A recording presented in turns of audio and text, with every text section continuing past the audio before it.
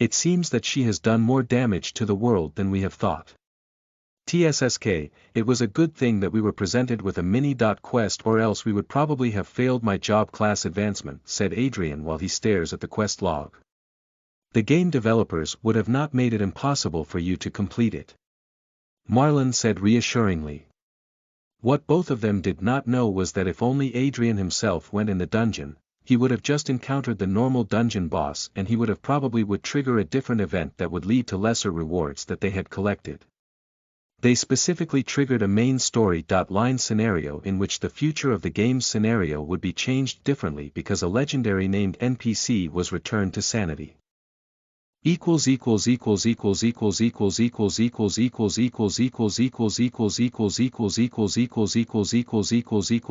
Meanwhile, at the development team office.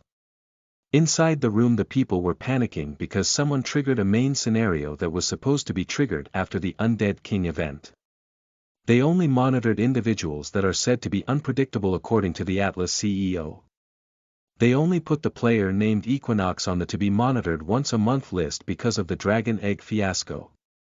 It seems that the planning director would get scolded a lot because of this. He did not expect that a new player would create this much headache. That player Equinox should have just soloed the dungeon like he always do. Why did he have to invite someone and from the Church of Gia to boot, the planning director said angrily. He was annoyed because they triggered the event for Dark Gods Rising. He was also annoyed because the specific trigger for that would be that two people who are either related to the God of Death and the Goddess of Life must form a party and investigate the Silver Moors to trigger the event. It would have been fine if the player Equinox went by himself or invited a normal priest class player from the Church of Gia, but Equinox's friend just happened to be a child of Gia, which is one of the most difficult priest classes to obtain if not the hardest. The planning director had to sigh and give up redoing everything and focused on patching the event. Listen up, you fools. It would seem that our work is cut out for us. After the scenario is ended, immediately put a server update notice for 24 hours. We would have to patch the loopholes that were made. We would be here all night, so do not expect to get some sleep. Also put that Equinox player on the always monitor list, the planning director ordered. But sir, is it not coincidence that they managed to trigger it? Why should we put him in that list? An employee asked. I for one do not believe in coincidences. Everything happens for a reason. We have to monitor him closely because his character is vital to the current undead event. The planning director rebutted and spoke again, modify all the quests relating to the revival of the Church of Death, and also we would need to push back the investigate the traces of the Dark Gods quest that those two would receive. Push the encounter with the remnants until they reach level 150 so that we could have breathing space. Chop people unto your battle stations. The employees in the room gave a sigh, and one thing was on their minds, at least we would get paid overtime. Chapter 63. A glimpse of the past. You are listening at novelfull.audio. The twin gods, the god of death Abaddon and the goddess of life Gia, needed to do what they were supposed to do because of the limit of the body that they are possessing. They could stay longer on the mortal realm, but that would strain the bodies of their hosts and that would weaken their champion and potential envoy.